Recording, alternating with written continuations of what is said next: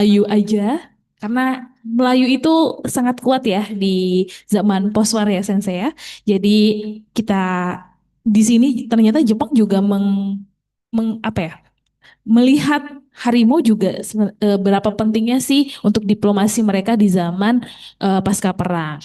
Nah, untuk sebelum memulai dari Yamazaki Sensei, kita masuk dulu ke Bu Susi untuk tambah-tambahan mengenai cerita tentang perjalanan Jepang ke selatan.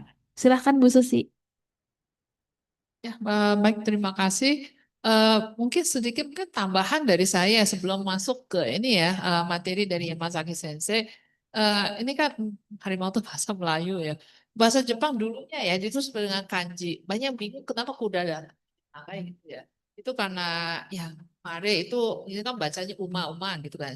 Ya seperti itu ya. Jadi Melayu Melayu itu seberapa pentingnya ya. Ini adalah buku, ini judulnya buku panduan untuk merantau ke Asia Tenggara. Waktu itu istilahnya Nanyo gitu ya. Jadi diceritakan Nanyo itu ada waktu itu kan Hindia Belanda, kemudian Hindia Inggris. Jadi ada ya Hindia Inggris, Malaya gitu ya.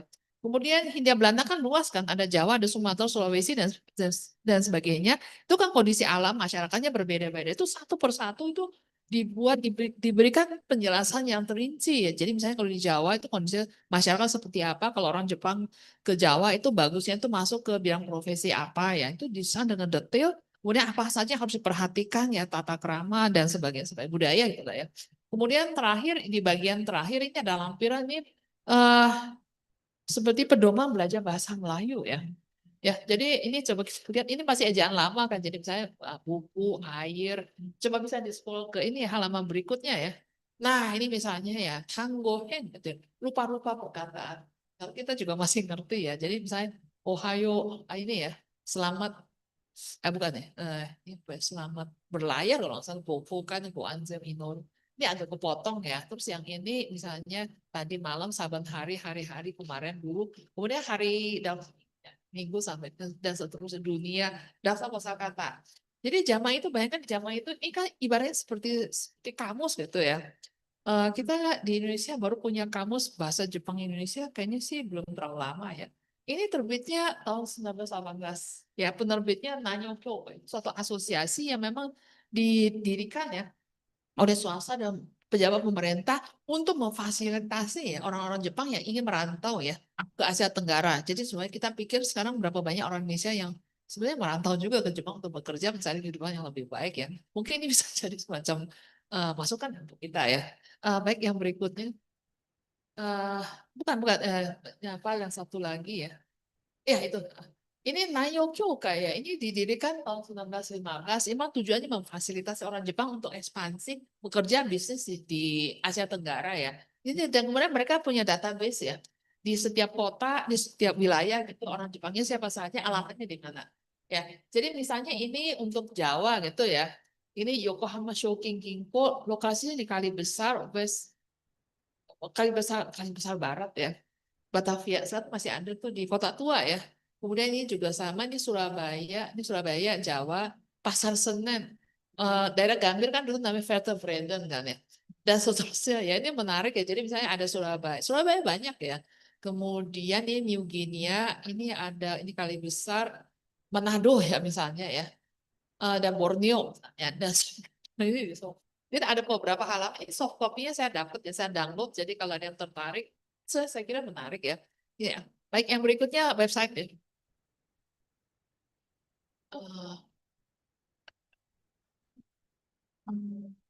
Eh, bukan website bukan ini.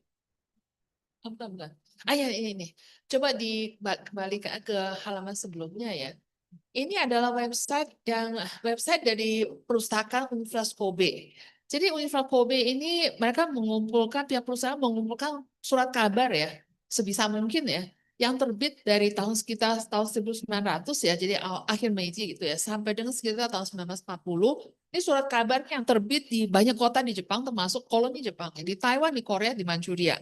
Ya, kemudian artikel-artikelnya tuh di scan, kemudian diketik ulang gitu ya. Kalau scan kan udah buram gitu ya. Kemudian dibuat klasifikasi ya. Nah, coba kita lihat nomor, ini kan macam-macam, nomor 21.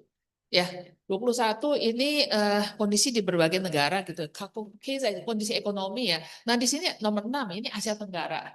Ya, kritik Asia Tenggara, coba kalau kita klik ya. Coba tolong di scroll ya. Nah, ini ya misalnya ini Osaka Asahi Shimbun tahun 1912 ya. Ini bahas ini saya Surabaya. Tapi saya juga nggak betul tahu ternyata orang tua. Ya, dia di Surabaya ya. Jadi dia bahas dulu artikelnya Nanyo atau Nihonsho gitu, dagang gitu ya di Jepang. Coba bisa diklik nggak ya? Diklik ini ya. Itu juga bisa. Nah, coba di scroll. Nah, artikelnya seperti ini ya aslinya. Kemudian mereka ketik ulang. Ini kan udah buram kan ya. Nah, di sini ya dibahas sepanjang lebar ya mengenai perdagangan barang dagangan ya. Jepang di ini di Surabaya. Artikelnya tadi saya lihat 1.700-an ya. Jadi ini datanya luar biasa. Jadi kalau yang tertarik saya kira ini bisa jadi eh, penelitian. Saya kira itu saja yang saya coba.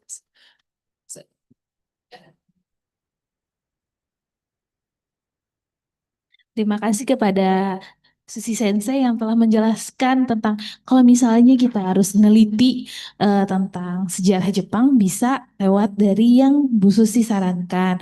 Jadi sebenarnya National Library juga ada di Jepang ya Sensei ya. Itu ada di Tokyo sama Osaka. Itu ketarik saling eh, terkoneksi. Sedangkan yang ini khusus di Universitas ke Kobe-nya saja. Jadi kalau misalnya mungkin pengen ke sana kalau nggak langsung ke sana ya S2 biar dapat akses ke bawah tanahnya.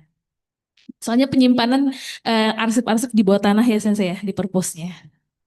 Yang asli ya Sensei ya. Heeh. Digital bisa juga. Iya benar Sensei. Jadi untuk terima kasih Sensei atas penjelasannya. Jadi hari ini kita membahas tentang mitos dan simbol harimau digunakan dalam konstruksi imajinatif Jepang terhadap kawasan Sonses atau Nanyo, terutama pada masa perang dan pasca perang.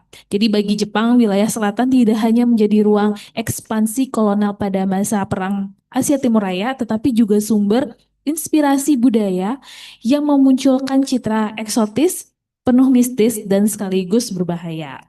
Jadi, mari kita dengarkan perkuliahan hari ini dengan Profesor Yamazaki. Silahkan, Sensei. Dosa.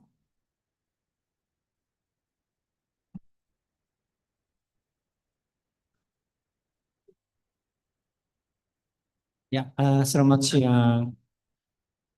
Ya, maka hari ini saya mulai bekerja. Kuliah. Dan Susi Sensei, terima kasih banyak. Ano, Susi Sensei, ya apa ya? Maaf, sorry. Sushi Sensei, just to introduce the so important digital resources from the library of University of Kobe, Kobe University, digital library. Its name is just, 神戸大学新聞、神戸大学マフ、新聞文庫、さやきの、digital archive. Ya, sesungguhnya itu sangat penting. Dan kalau Anda ada di Indonesianya itu,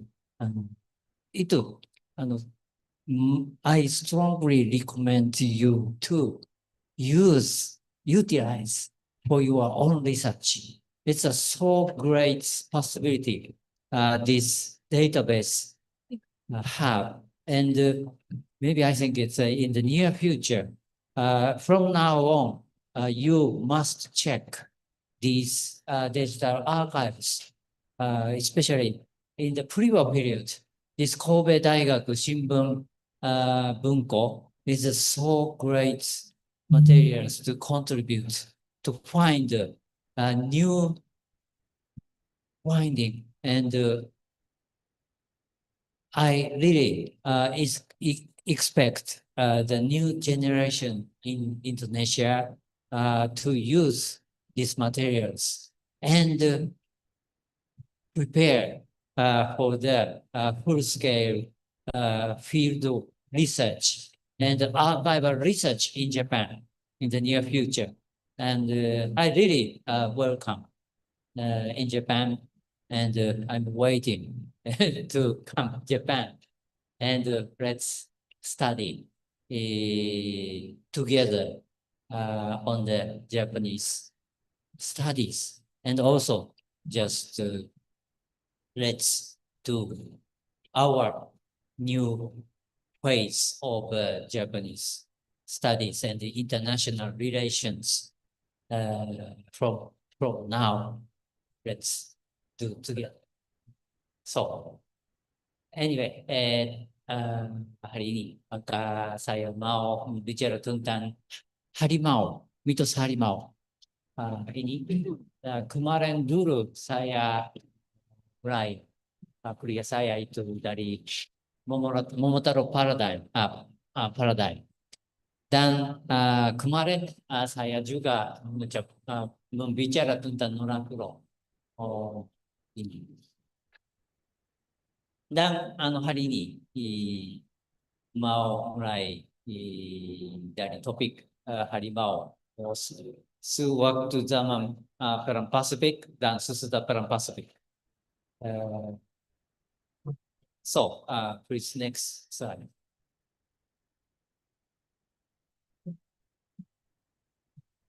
Yeah, and this map I have already show you. This is just released, just published in the 1930s in Japan, and this is just also published by the it's a so popular magazine in the pre-war period, published from the Kodansha. It's a so big and popular published company in the pre-war period, and also now today, Kodansha is a so famous publication company in Japan, and especially in the pre-war period and wartime, the Kodansha. It's formerly the company's name is Dai Nippon Yubenkai Kodansha. It's its origin is just to promote the how should I say? It's some kind of propagation of the I think it's a business circle, and also sometimes just reflecting the government and military's opinion and desire to expand towards the Japanese public in the pre-war period. I think it's maybe I think it's Dai Nippon Kodansha. Dai Nippon Yubenkai Kodansha is one of the influential publisher, especially in the wartime and in the pre-war and wartime period, around the 1920s to 40s. It's just, it's a main influencer in the Japanese society. Is I think it's one most important is the newspapers and the journals, and since the beginning of the broadcasting, radio broadcasting in the area, I think it's around 1920s, and until the end of the Pacific War, the Japanese main influencer would be the radio broadcasting and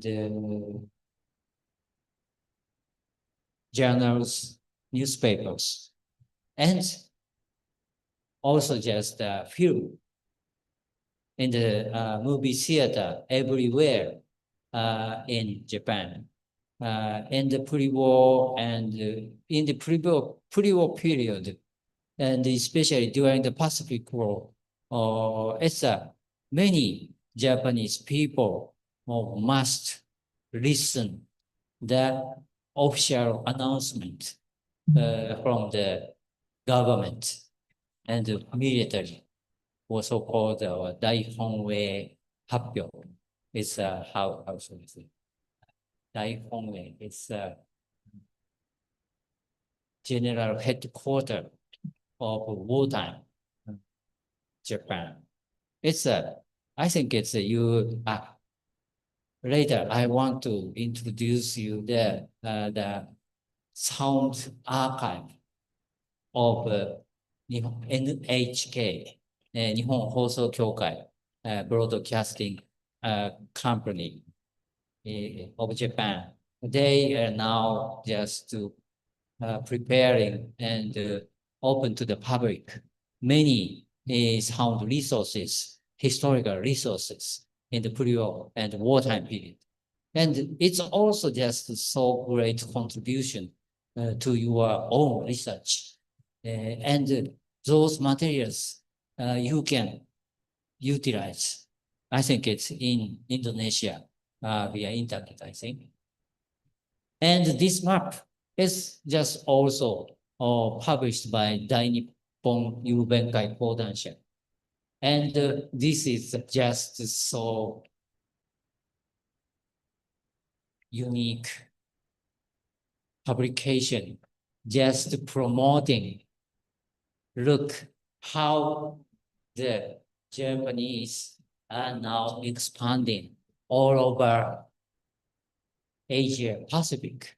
And unfortunately, not so clear, but this map just indicating how many Japanese now staying in China, or this is French in China, and it's just indicating in the Philippines in the pre-war period around 1930s, the number of the population of Japanese to 20,100 people live in Philippines, and in China, while 56,470 Japanese lives in China, and in Manchuria. Then Japan already established the Manchu War, and then in Manchu War, the Japanese just lives in 319,715. So many Japanese already moved and live in Manchuria in the pre-war period. And also this indicates, just indicating that the pre-war period in the South Sea Islands, then the League of Nations mandates of the Japanese. And then the Japanese just to stay and live and launch their business is 31,905 people live in them. And these kinds of the informations in the pre-war period, and also how many battleships now the Japanese Navy have, also just indicating the number. And this also then in the early 1930s, the expansion just taking off from I think this is the center is Chichijima. It's these indicating the scope of expansion of the Burma. And so much information just including these maps. And many Japanese in the pre-war period, especially 1930s, such information is so popular and shared among the public. And the people, some people just join and just promoting the northward advance from Japan and we, the Japanese nation, to survive in such a horrible contest among the imperial power, colonial power. We, the Japanese, should survive to promote southward, northward. And this also just indicating, and especially for the kids, yesterday I have just talked. It's just one of the so important figure would be the Norakuro, I think. And another Japanese debate, especially we the Japanese should promote towards south and we should go southward. And it's just because the Japan, after the First World War, just obtained these South Sea Islands as a colony of the Japanese. And these kind of the, especially 1930s, people's feeling directly reflected this small map and so popular image of Asia Pacific, especially for the eyes of the common Japanese, and including the little kids. Little kids just learn how the Japanese government, military, and people are now just trying to expand for our nation's survival all over Asia and Pacific. And the next slide, please. And this is just simply indicated the center of Tokyo and how the idea of the Japanese world order, regional order, and the pre-war and wartime period. And the next, please. Next slide, please. And this I have already shown you yesterday. It's a Norakuro and Boken Kichi. And next, please. And this also just indicating I have already discussed, and I will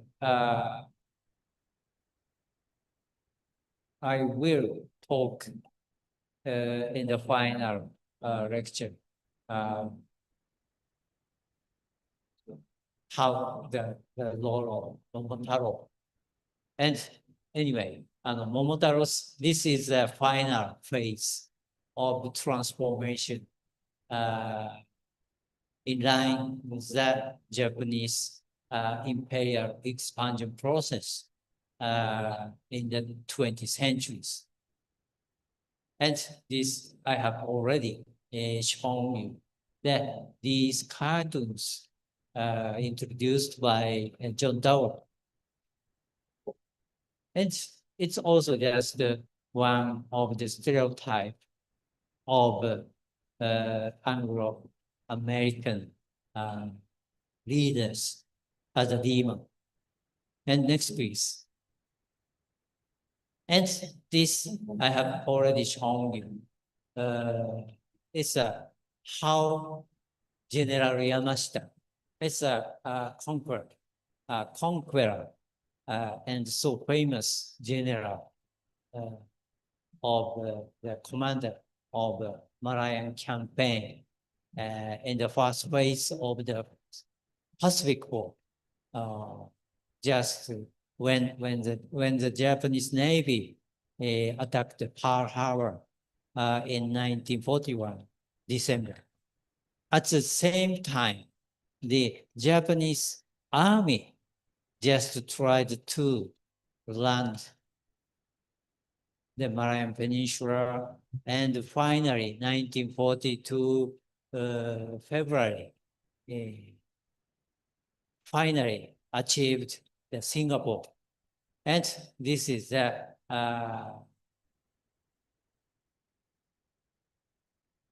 final moment of the fall of Singapore. And this, with this end of the Malayan campaign, the fall of Singapore, or the Japanese filmmaker just made this documentary of Malayan campaign and released and all over Japan in the wartime. Many Japanese public just celebrated the fall of Singapore, and they appraised the General Yamashita as a wartime hero to kick out the British colonial power from Southeast Asia. And this Momotaro, maybe I think it's now today the YouTube. I didn't try, but maybe I think it's you can just see this. And I just reflecting the strong image of hero, General Yamashita becomes Momotaro. And British generals becomes demons. And next please. Next slide. But what really happened in Southeast Asia during the Pacific War? This is just, I have just taken this picture in Singapore. It's so famous among the Singaporean, but only little number of the Japanese never know. Only little number of the Japanese know about this memorial. It's just near from the statue of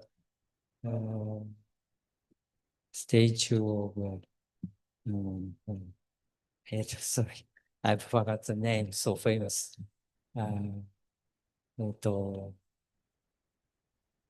It's Raffles. And near from the so famous gorgeous hotel in Singapore. It's a Raffles hotel. Near from the hotel, it's just this memorial, so famous among the Singaporean. It's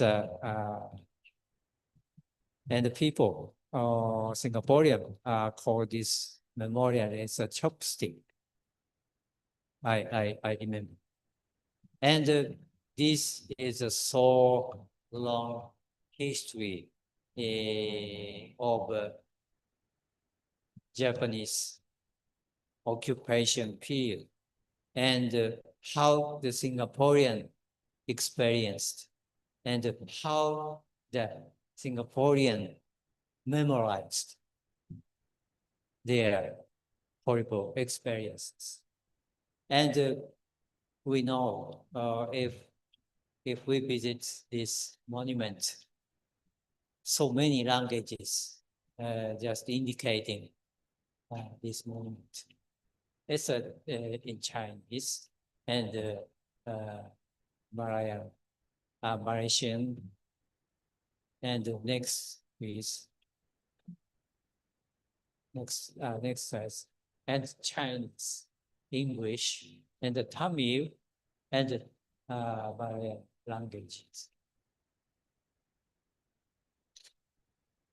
And this means Singaporeans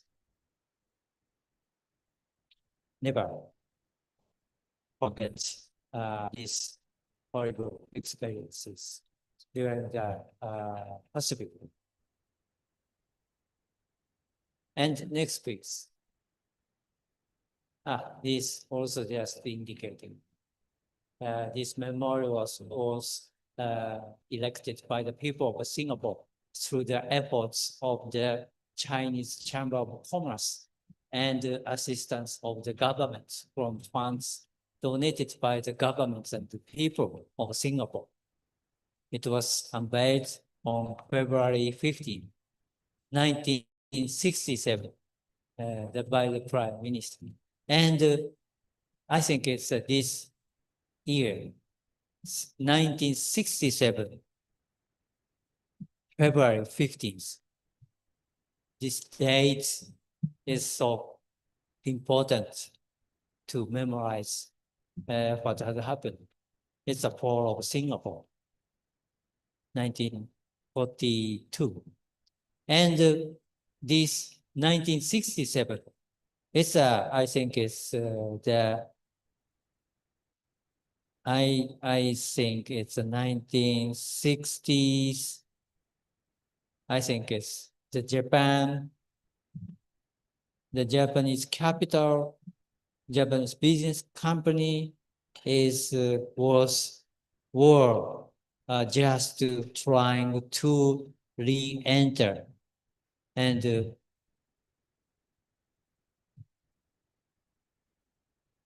relaunch their business. It's just I think it's around 1960s. It's just the beginning of full-scale re-entry into Singapore and other Southeast Asian countries. I think it's around 1950 is just the period of preparation, and around 1960s it's just starting points of full-scale re-entry into Southeast Asia in the post-war period. I think it's in this is especially this year is just so important. We remember, we study the process of the re-entry into Southeast Asia, the Japanese capital, and business circle. Maybe, but this is another topic we should elucidate this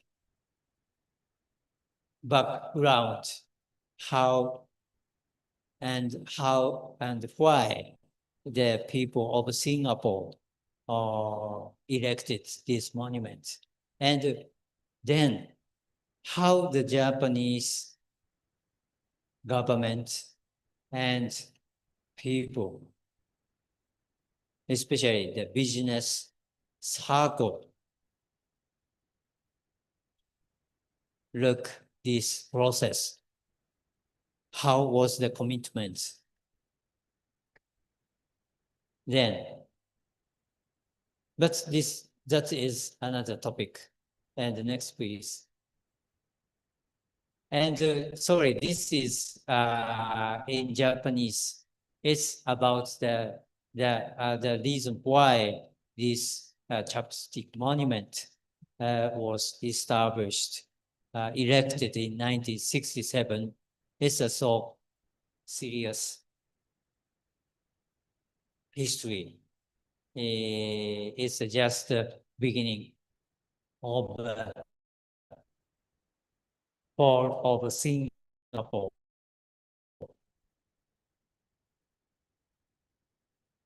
And the people of Japan just celebrated the fall of Singapore in the first moment, first stage of the Pacific War.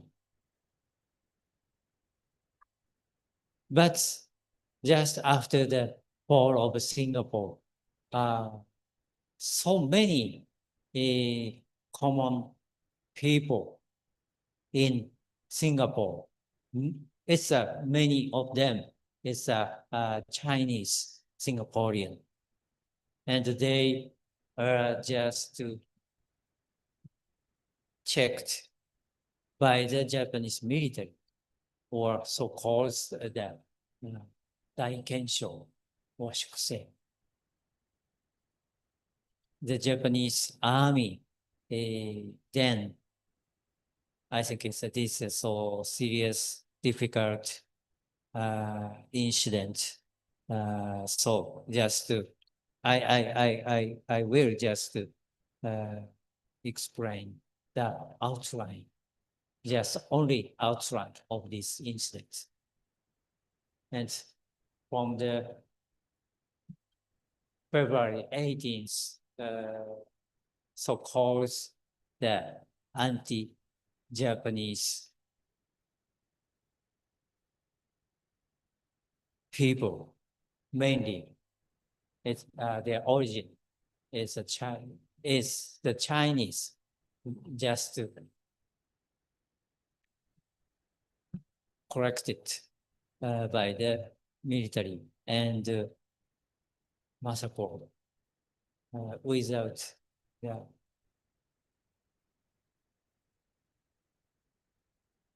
checking in detail. And so many people were killed, executed immediately in Singapore.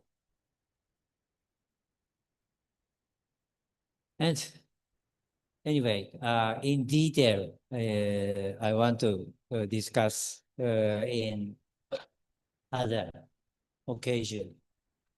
But this background is that many Japanese soldiers just engaging the Malayan campaign. They have so heavy, serious, horrible experiences in the campaign in Chinese continent. They were so historic, horrible experiences. So they become so afraid.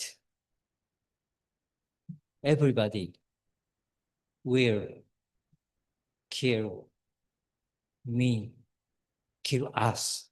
So it's some kind of the hysteria. Many Singaporean killed by the Japanese army. But this is the real situation in Singapore in the Pacific. And the next slide, please. But these backgrounds I have to mention today about the massacre of the Singaporean in Singapore ordered by the Japanese army in the beginning of the Japanese occupation in Singapore. It's a so serious problem we have to remember and elucidate the fact what had happened in the Singapore then. But today I want to discuss why the Japanese become so hysteric and afraid the common people in Singapore. It's a so long history, especially around just to begin with the First World War, in my opinion. And this is, sorry, I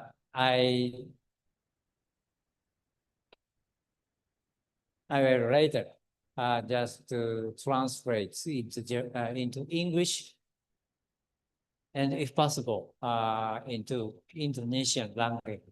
But sorry, today just to indicate it in the Japanese language. This is the history of anti-Japanese feeling and boycott of Japanese products in Malay and Singapore. And just this is the outline. And this just indicates the 第一次世界大戦, the First World War just broke out. And then, you know, yesterday I have already mentioned in Europe, it's a so full-scale total war just to begin all over Europe. So many business company and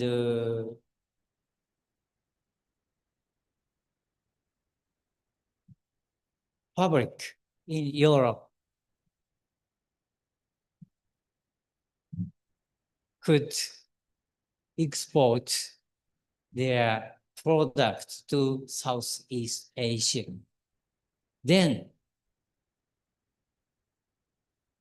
to fulfill the vacuum of the market in Southeast Asian colony, Japan and the Japanese company launched their penetration to fulfill the vacuum in Southeast Asia during the First World War. And many Japanese companies, warehouses, and plantation company just to enter into Southeast Asia. And after the First World War, when the war ended, many British and other European companies just returned to Southeast Asia. It's just the period of 1920s to 30s. But to fulfill the vacuum, that many Japanese companies already entered and just launched their business. But just return the British and other companies and also the Chinese capitals. It's a they are so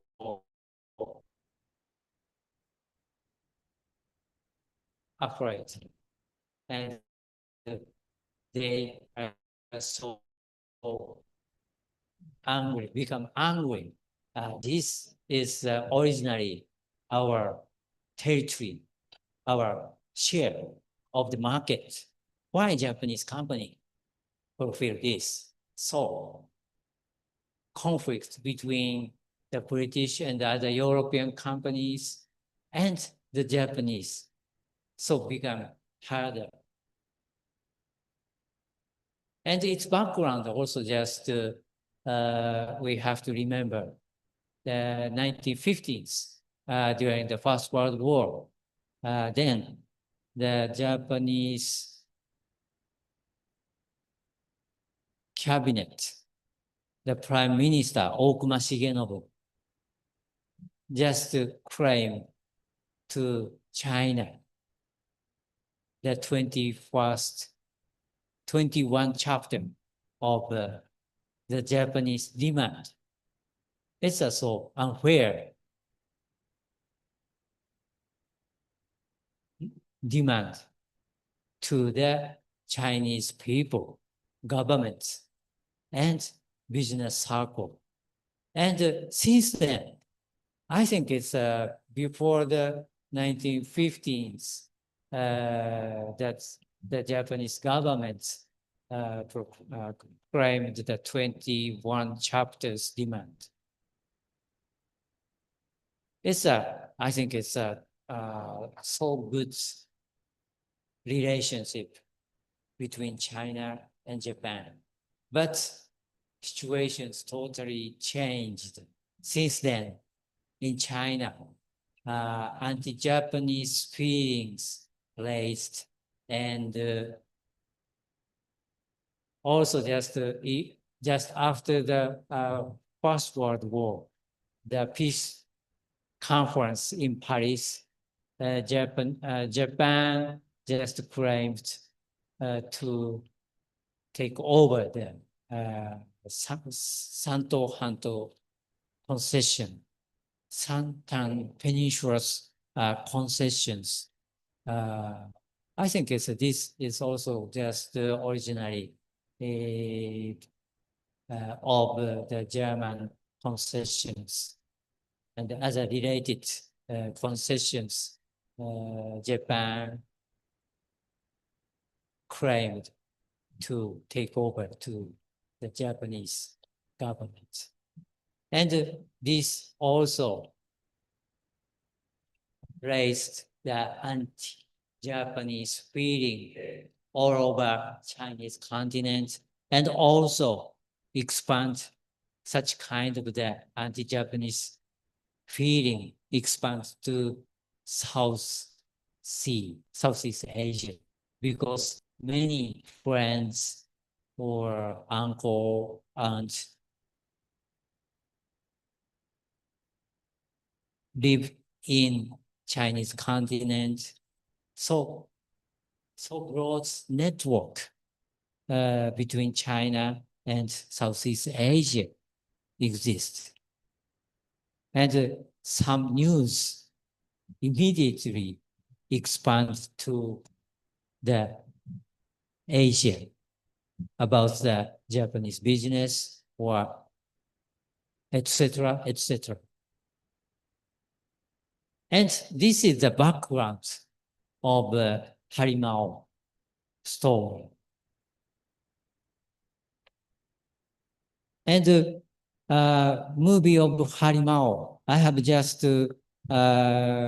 indicated the address of YouTube of Harimao.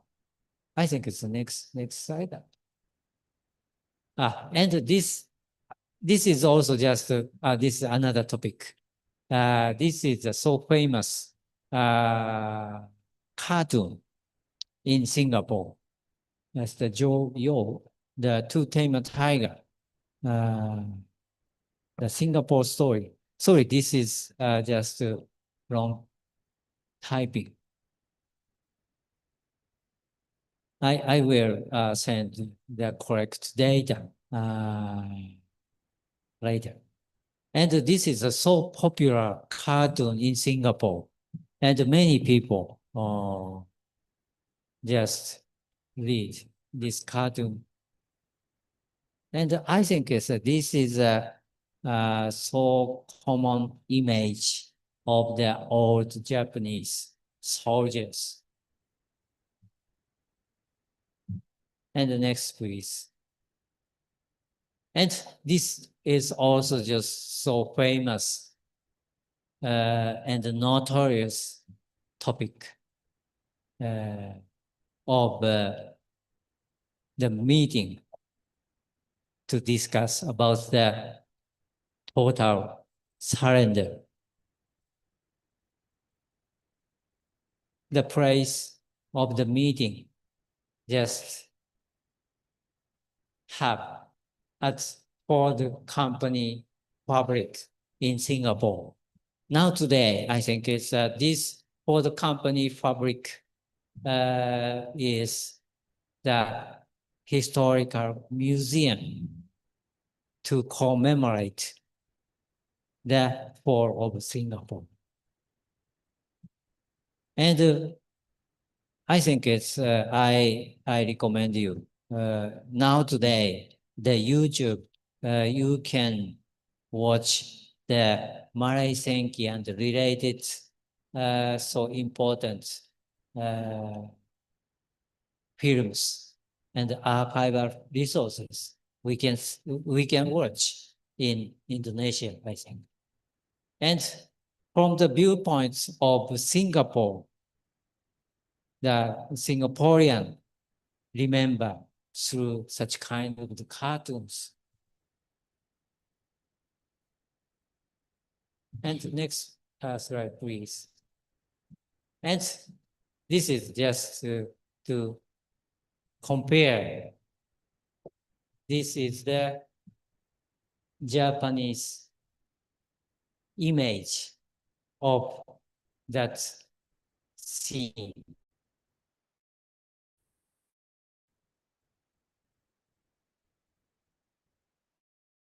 And it's just clearly indicating the so powerful hero of the wartime.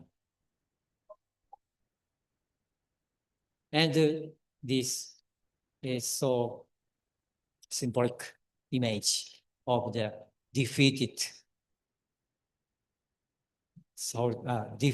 general. And from the viewpoints of Singaporean, it's just so arrogant, ugly, horrible image of the Japanese generals. But I think it's this also is so fair to illustrate the image of the British and other people. Next slide, please. And this is just so typical image of the experiences in people, experiences of people in Singapore. And Lee Kuan Yew, then later the Prime Minister, the first Prime Minister of Singapore, also just so much experiences to escape from this checking by the Japanese army and succeed to escape from the army. And finally, later in the post-war period, Lee Kuan Yew became the first Prime Minister of Singapore. And next, please. And this author, Zhou Yu, is also, in my opinion, too fair to illustrate other people's Malayan, Indian, and British image in the post-war period. It's also a clear image of I think it's a so common image of the race and nations in Singapore. Next slide, please. And this is also just a story, real story of Harimau. It's really exists. It's his original name is Tani Yutaka, and he was born in Fukuoka, Kyushu, 1911. And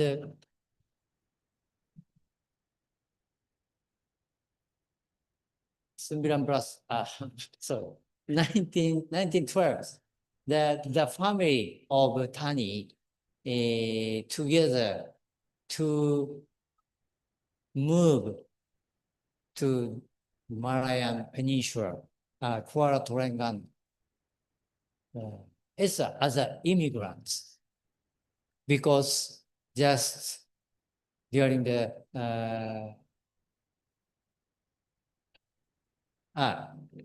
in the 1910s, 12s, the Japanese economy is not so good conditions, and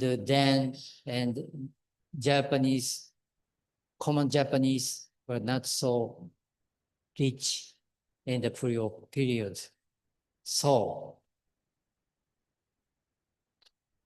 the family of Tani decided to move to Malayan Peninsula, to immigrate to Southeast Asia as a barber. And I think it's in your university, you have already, many students, you have already learned that in the pre-war period,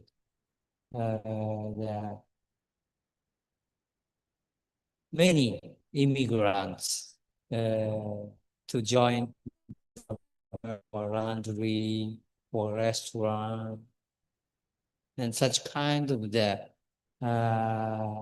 occupations choose and decided to go abroad as an immigrant. Maybe I think it's just like other Asian immigrants to the foreign countries. I think it's just also same situations from China to America and other country. And also, I think it's we have to remember the Japanese in the pre-war period.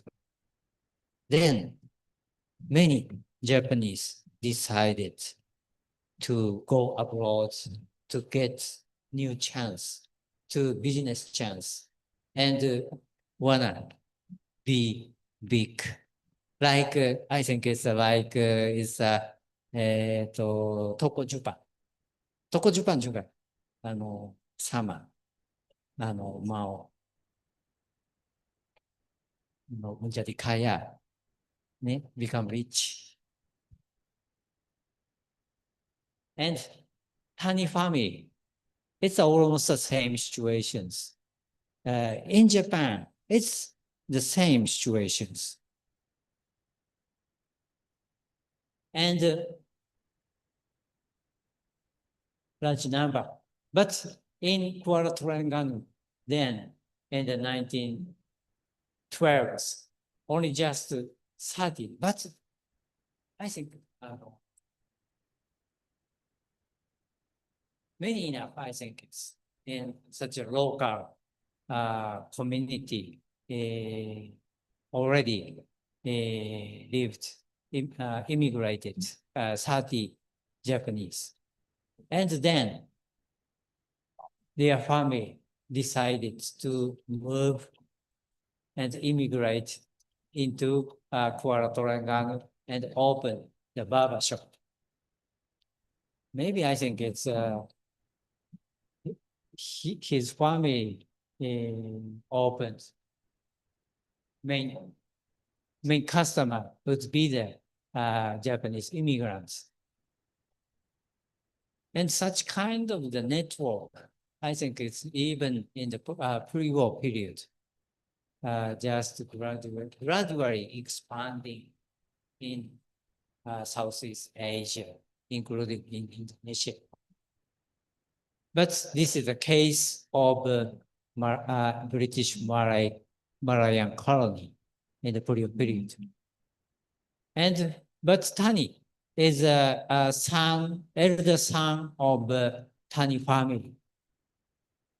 But their parents wanted his son to study in Japan.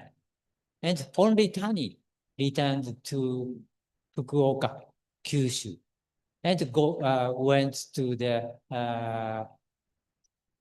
primary school in Fukuoka. But then the many Japanese companies and also many Japanese immigrants tried to go to Asia as immigrants or get some chances. And during the First World War, so-called Nanyo boom just began. So many people look the South Sea. And maybe I think if I have any other chances, I want to introduce some businessman's success story of penetration during the First World War in the South Sea Islands. It's his name is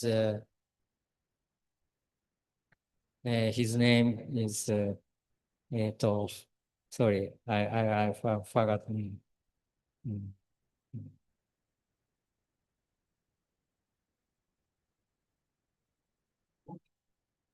Yeah. He's just came from Saga.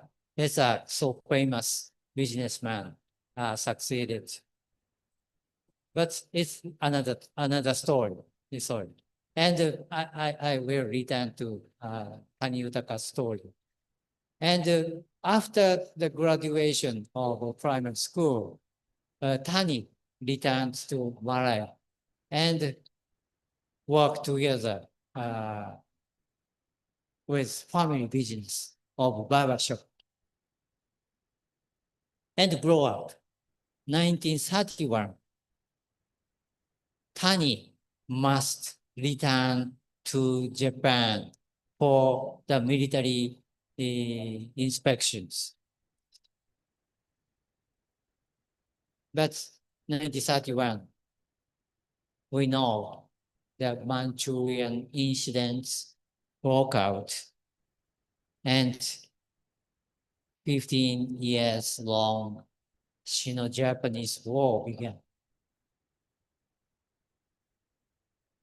And especially in China, the anti-Japanese feelings raised and Japanese products boycotted among the nationalists and also including the common people in China, just expanding anti-Japanese feeling. Then the Japanese business company becomes so.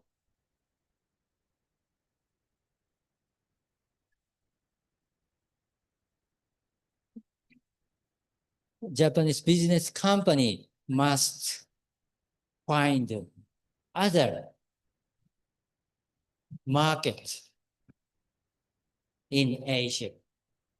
It's just the Southeast Asia.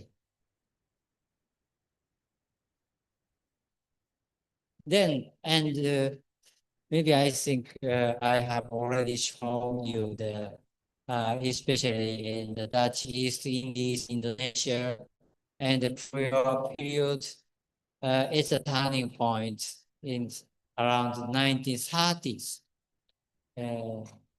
The market share of the Japanese products in Indonesian markets raised over 30%. And Dutch products in Indonesian markets in the 1930s only just one or several percent, I think. I think it's yesterday I have shown you. Anyway, the main markets for the Japanese business circle is totally changed from China to Southeast Asia in the 1930s. But expanding anti-Japanese feeling also affected Kuala Terengganu. And Tani's younger sister just unfortunately faced an accident and killed. And the family of Tani decided to return to Japan in 1934.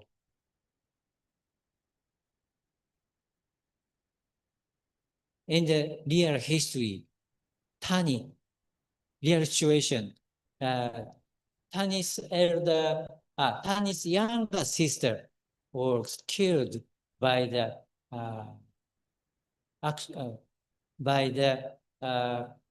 mobs in Kuala Terengganu. The Malayan colonial government just arrested and punished. But Tani never knew about that.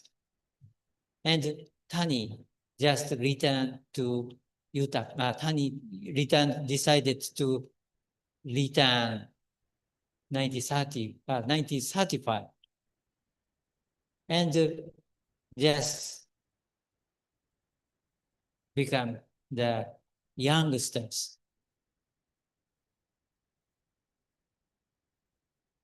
with other young Malayan people.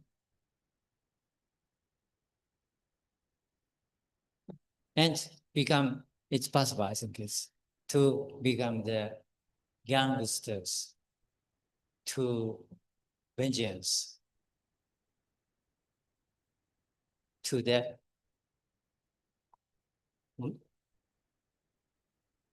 Malayan governments or Malayan colonial governments, authorities, and anti-Japanese business people in Malayan colonies. And in real situations in 1935 to 1940s, Tani Yutaka became so famous or notorious hero in Malayan Peninsula.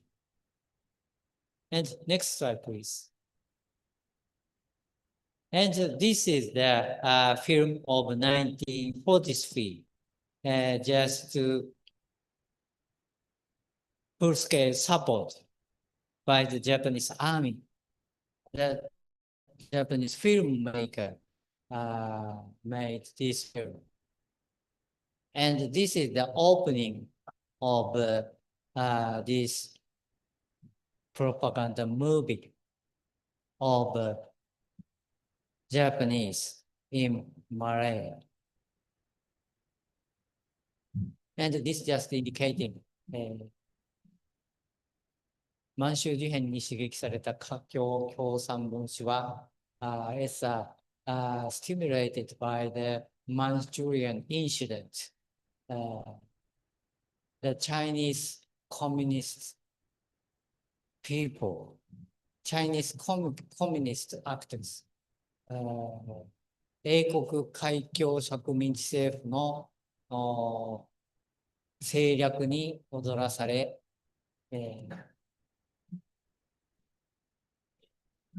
it's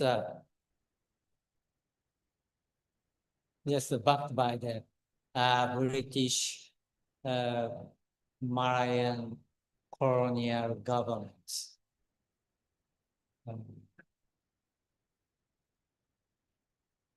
善良な華僑に、日本品の不買を強要したし、各所に暴動を起こしつつある。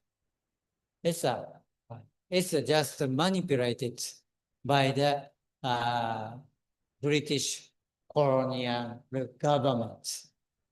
The anti-Japanese communists tried to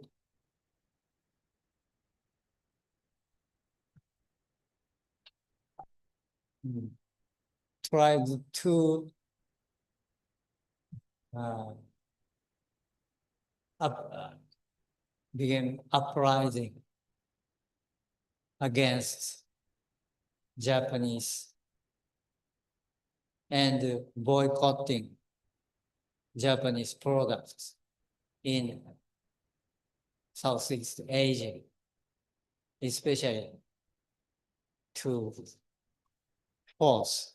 enforce the good Chinese people to boycotting everywhere in Malayan colony. Just this indicate. And next slide, please. And this is the outline of the Harimao story. Harimao actually raised their heads in 1960s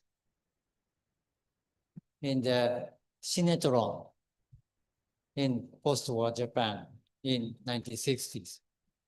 And 1989, it's just remade as a film of Harimao. And my point is, I think it's a revival of Harimao. It's why 1960s and 1989. I think it's a so good moment. I think such kind of the TV program broadcasted in 1960. I think it's a time for the Japanese company. It's a so great moment.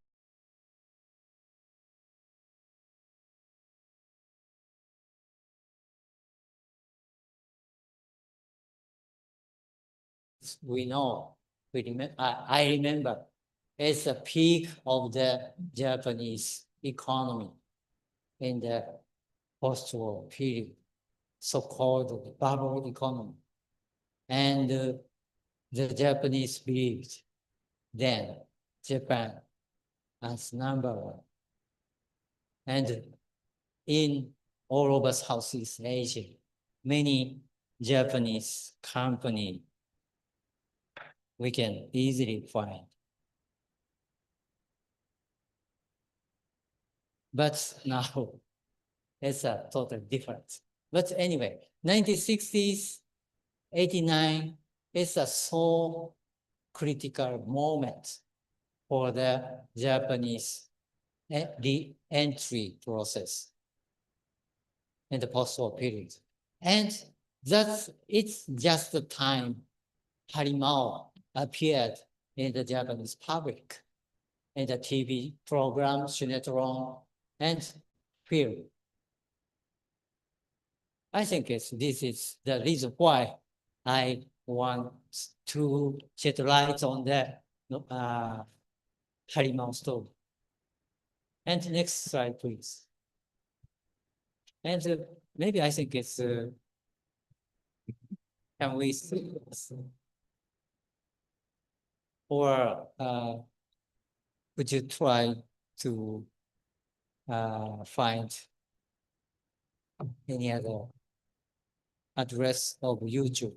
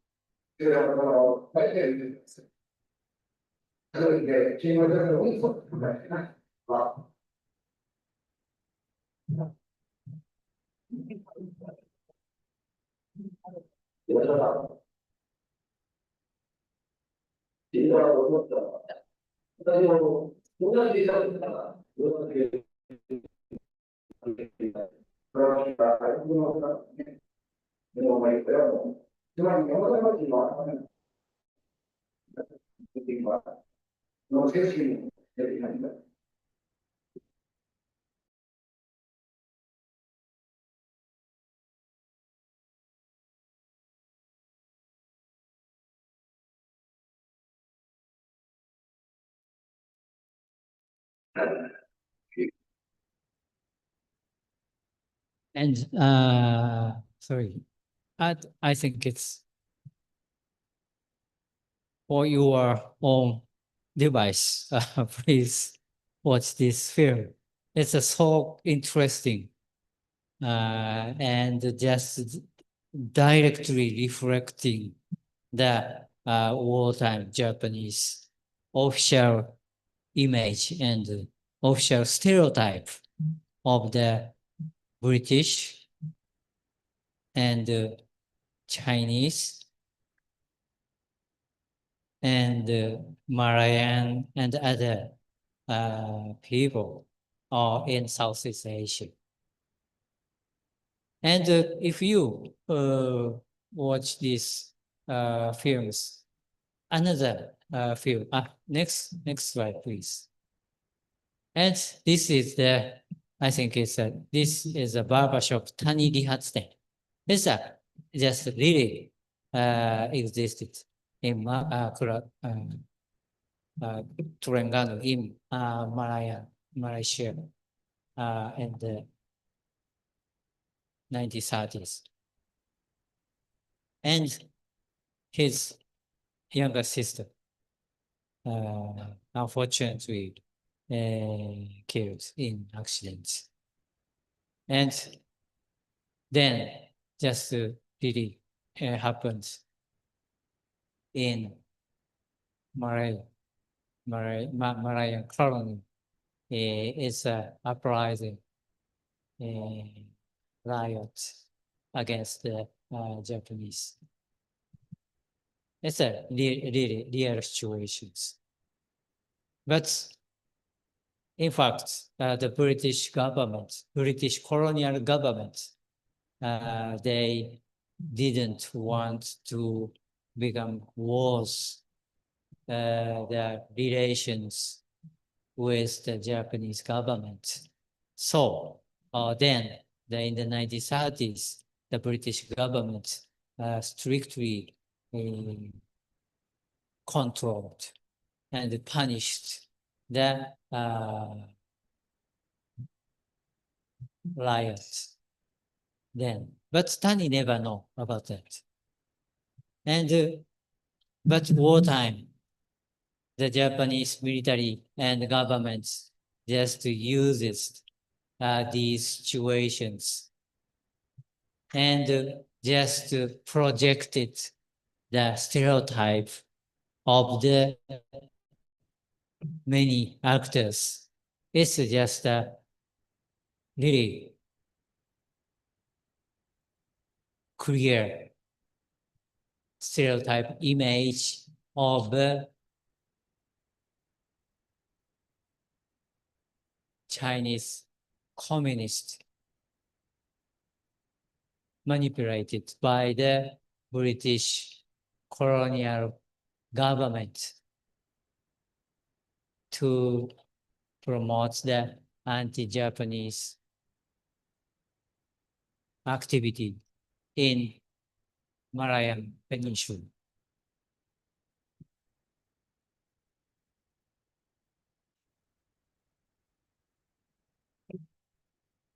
And then, especially during the Pacific War, the Japanese military government just categorized the people of Chinese people as a good Chinese, just cooperate with the Japanese. And another category of bad Chinese, two categories during the Pacific War, the Japanese military government made. And during the wartime, the Japanese just continue the war against the but Chinese. And cooperate with the good Chinese. It's just according to the propaganda of wartime Japanese military government. And this film directly reflecting such kind of the situations, wartime situations, just promoted and manipulated by the Japanese military. And the next slide, please. And this is the end of the Tani or Harimao. And finally, in this film, just also indicated, Tani is just a small gangsters. But when the Pacific War began, Tani changed his mind to decide to become the agent of the Japanese army and promoted the operation to invade Malayan Peninsula. And Tani also just wanted to become the good Japanese as a part of the promoter of Japanese greater prosperity spheres to help the Japanese military operations. And in reality, Tani, after the fall of Singapore, he became ill and dead in the hospital in Singapore.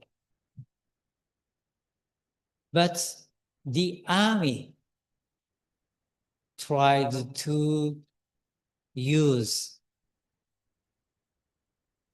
Tani as a harimau, as a gangsters,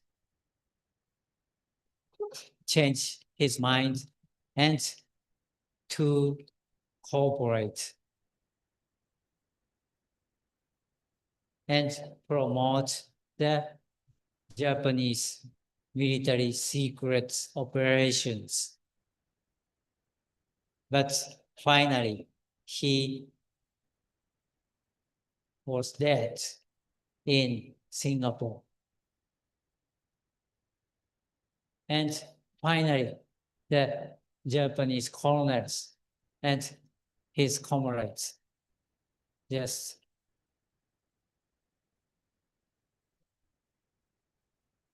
express gratitude and care. And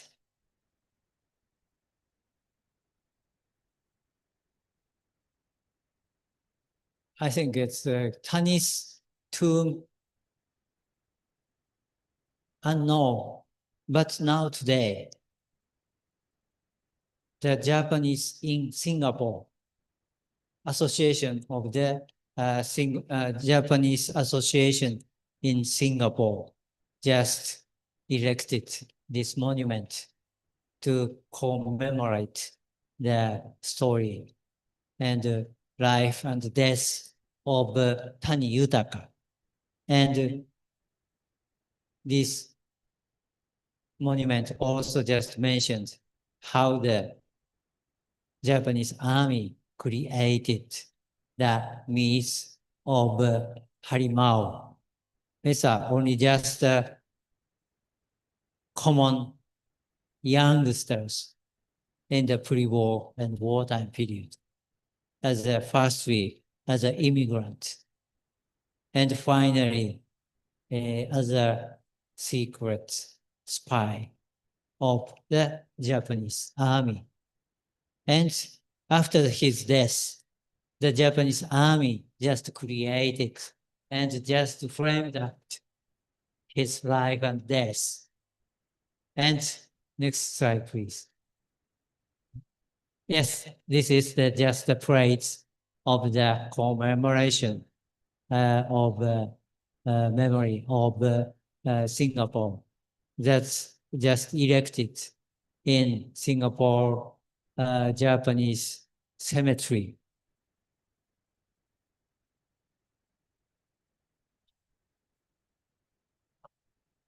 And next slide, please. And this propaganda film, in my opinion,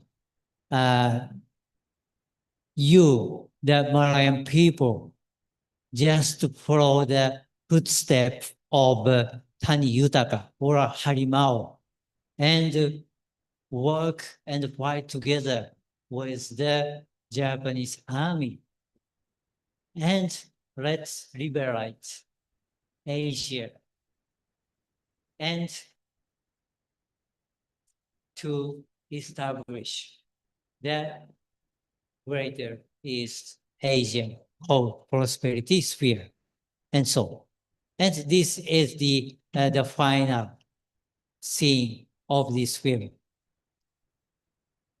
And actually, it's a debut of this actor. It's a so famous Japanese actor in the post-war period, Kobayashi Keiju. It's a so famous actor, especially in the Showa period. About that, he's a so good figure to appear, to present that hard-working Japanese businessman. But he's not so good businessman. But he has a so good heart, and every people love him. It's a so unique business person's character he played in the post-war films. But that's another story. Sorry. But anyway, these Malayan people played by the Japanese actors and filmed in Malaysia. And this is the story of the creation of Harimau, or youngsters came from Fukuoka, Kyushu, and finally dead in Singapore. And next slide, please.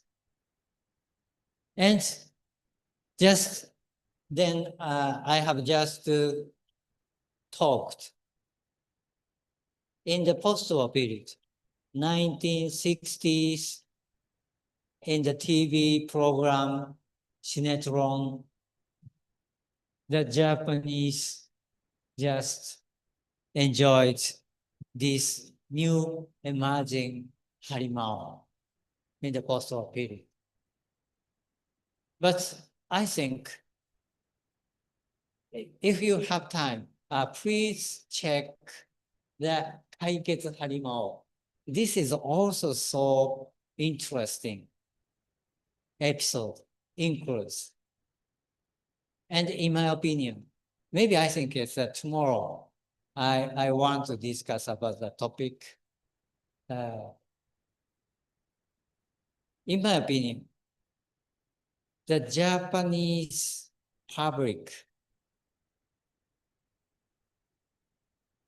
keep pre-war and wartime stereotype image of people of Southeast Asia. I think it's possible.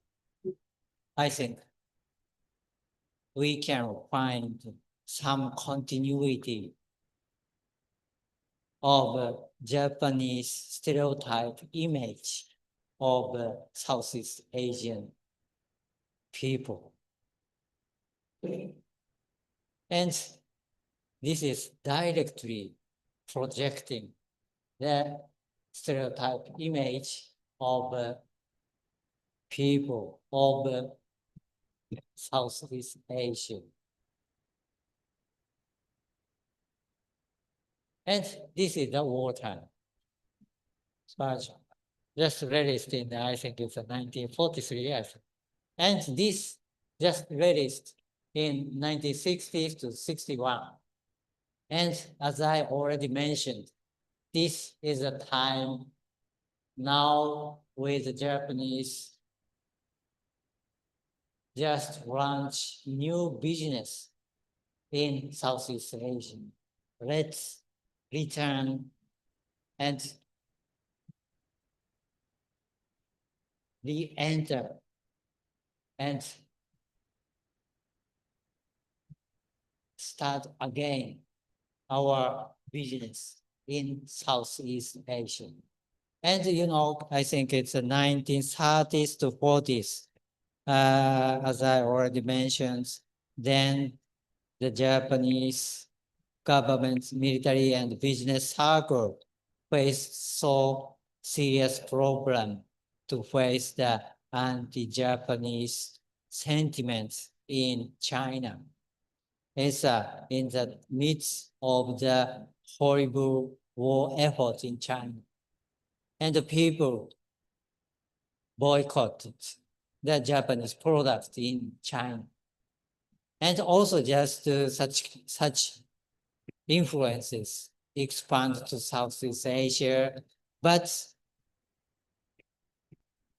for the Dutch and British authority, it's essential. Cheap Japanese products is essential for the local people in their colony. Essential to keep their wage low. It's essential for the business circle in their colony. So it's a good product, cheap, but not so good quality, but cheap, made in Japan is so essential for the Southeast Asian local people under the colonial rule in the 1930s and 40s. And just began the Second World War and Pacific War, and maybe like these, as I mentioned today, so many problems happened. And in my opinion, we have to remember and study what had happened in Southeast Asia under the Japanese occupations. And my main concern is its aftermath and how and why Japanese business circle succeeded to re-enter Southeast Asia around the 1960s, and its peak would be the 1980s to 90s. And maybe if possible, I want to think about the reason why Japan failed and declined in the millennium. And I hope Japan would recover. And maybe I hope work together in the near future to develop. And this is, maybe I think this is final slide. Yeah, and this one. This is the last slide. Yeah, and this is another my interest. It's such kind of the hero image. It's so popular in the wartime Japan. And this is a post-war Japan. It's so clear differences would be the Harimao were petty. It's because he became the Malayan youngsters. It's so symbolic. It's for the Japanese, common Japanese people. It's so must item of where the petty. It's also just reflected in the post-war films in Japan. And this is a post-war version of Harima. And wear sunglasses. Maybe I think this is the influences of the American occupation. Maybe I think this is not a labor, but other. I'm not sure. But especially for the youngsters in the 1960s, it's a must item of so fashionable items in the post-war Japan. So sorry, I think it's time today. Thank you very much. Terima kasih, arigatou gozaimasu. Terima kasih Yamazaki Sensei telah penjelasannya. Jadi saya rangkum ya teman-teman. Ini tuh Tani Yutaka. Jadi kisahnya itu harimau di Malaya. Dia namanya harimau. Jadi dia ada makamnya di Singapura. Jadi mungkin kalau kapan-kapan ke Singapura bisa ke kawasan kuburannya Jepang. Di sana ada pekuburan Jepang, jadi tidak hanya ada harimau, tapi ada juga Karayuki-sang juga ada di sana dan sebagainya. Sampai ada kuil Buddha juga ada di sana. Ada eh Jidohang Baiki pun ada. Jadi kalau misalnya haus bisa, pokoknya sangat-sangat stylenya Jepang banget di sana. Jadi di sana benar-benar karena Singapura itu tidak dapat kekerasan kolonialnya Jepang, jadi mereka merasa ambiguitis di sana. Jadi mau dibanggain tapi dia orang luar, bukan orang Singapura, tapi dia nikah sama orang lokal. Jadi berubah nama juga jadi aduh saya lupa namanya, pokoknya Abdul apa. Jadi dia berubah namanya jadi eh, orang Islam juga. Kita juga nggak tahu ya Sensei ya apa yang benar Islam apa enggak karena dia nikah sama lokal. Saya pernah ke sana programnya JF kebetulan jalan-jalan dengan orang asli di Singapurnya dan ada dokumentari ada keturunannya Tani juga masih hidup keturunannya. Jadi di Singapura mungkin ke museumnya akan tahu, oh ini ada keturunan-keturunan orang Jepang. Ternyata orang Jepang itu di Singapura banyak, tapi berubah nama menjadi Cina. Jadi kalau dibilang orang Singapura tuh Cina semua, ternyata enggak. Ternyata ada komunitas Japanisnya di sana. Jadi kita tidak nyangka juga mungkin di Indonesia ada kampung Depok mungkin kalau bule mungkin ada kampung orang Jepang juga kali ya kita yang belum dikulik lagi itu bisa jadi skripsi juga tesis juga ya Sensei ya. Oke, dari sesi ini apakah ada pertanyaan teman-teman?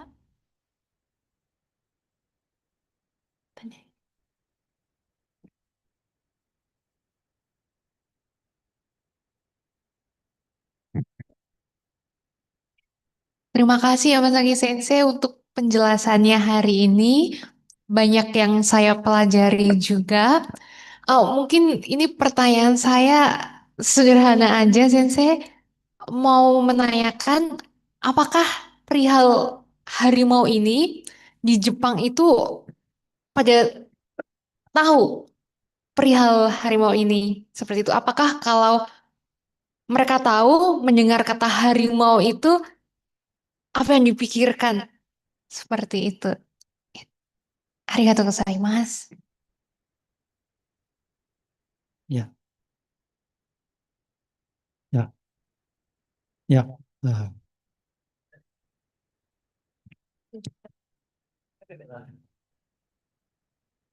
Ya, terima kasih. Ya, sesungguhnya itu harimau, zaman sekarang, remaja-remaja sekarang itu sedikit saja itu tahu tentang itu. Tapi tahukah itu Lupin Sansei, animation of Lupin Sansei.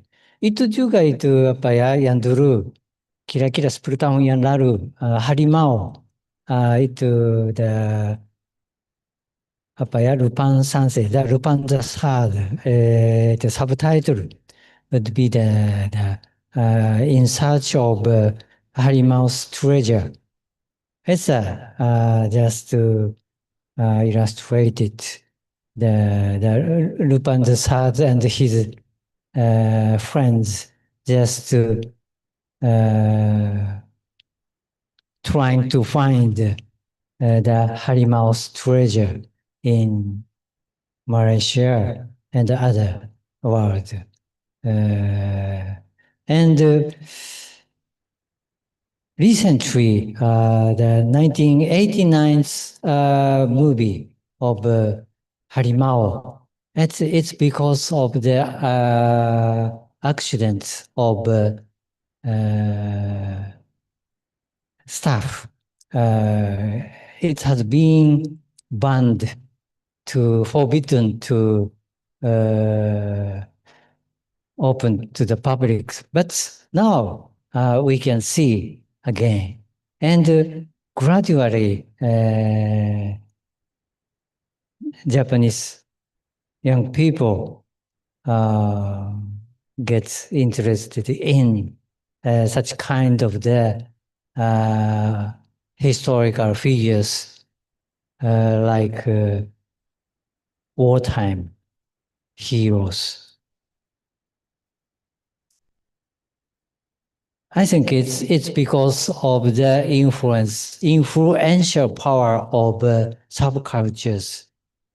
But another point, maybe I'm afraid it's possible to say that or not. But it's now today the Japanese society sedikit apa ya becomes so conservative and not so little number of the young people become right-wing tendency. And some people tried to remember the war history. And sorry, it's difficult, the present so sensitive situations. But anyway, now today, the young Japanese become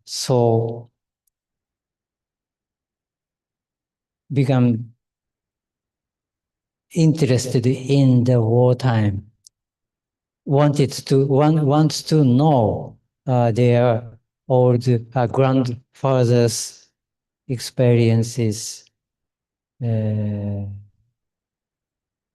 not the it's difficult. Anyway, what should I say?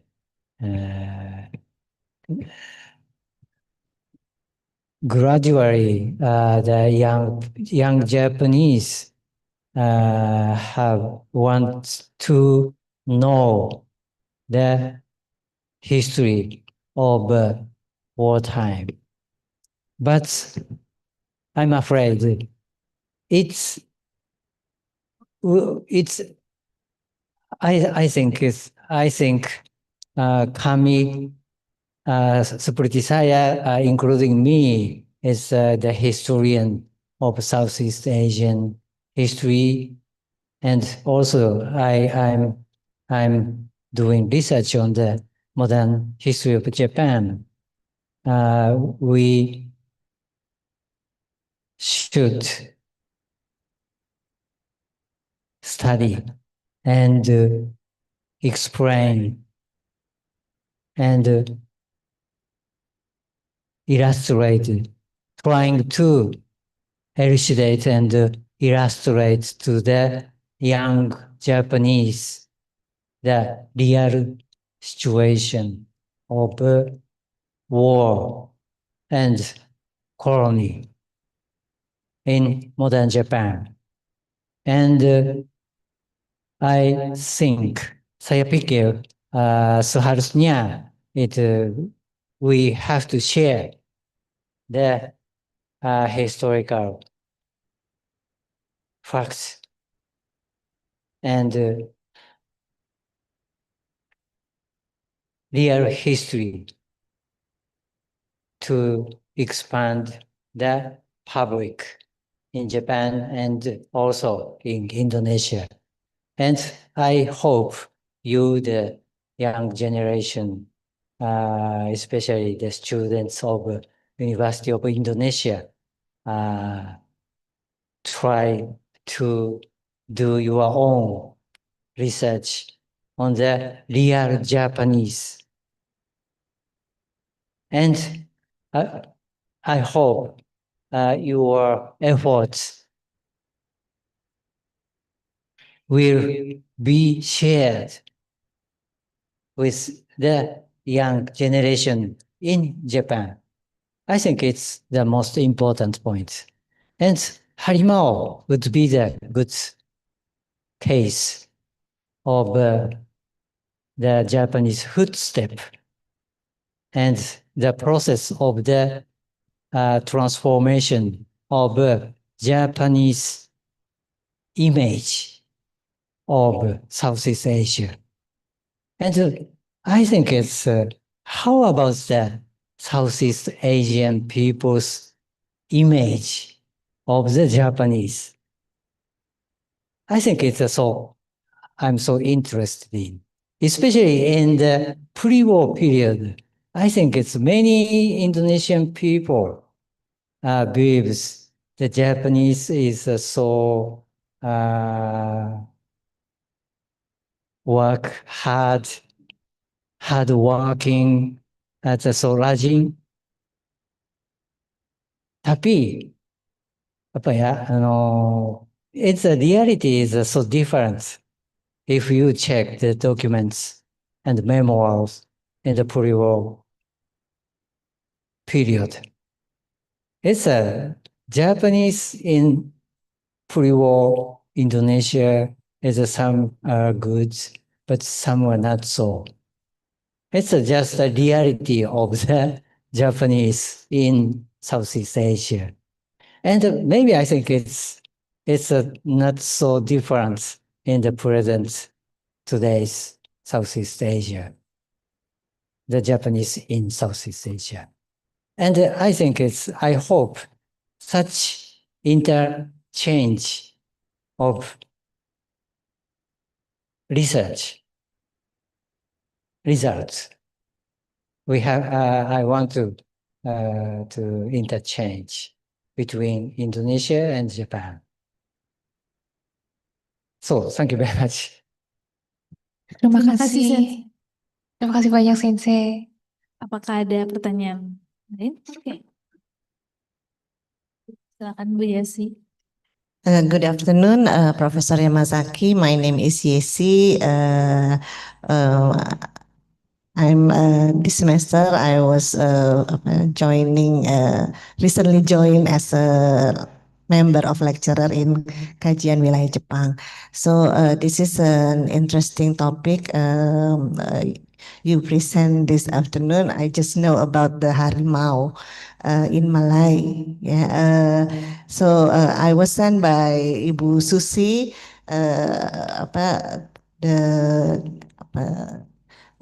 from Wikipedia.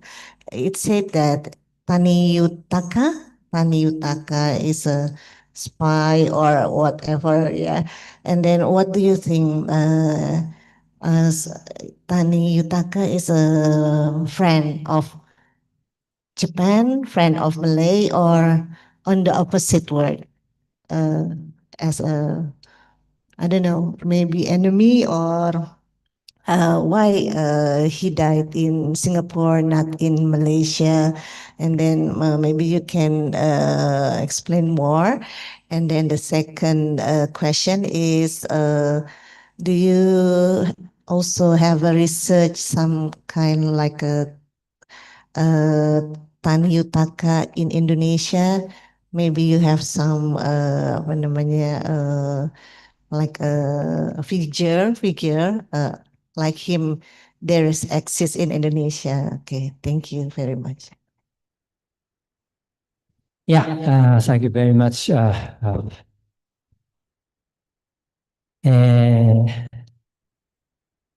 Tani Yutaka, I think it's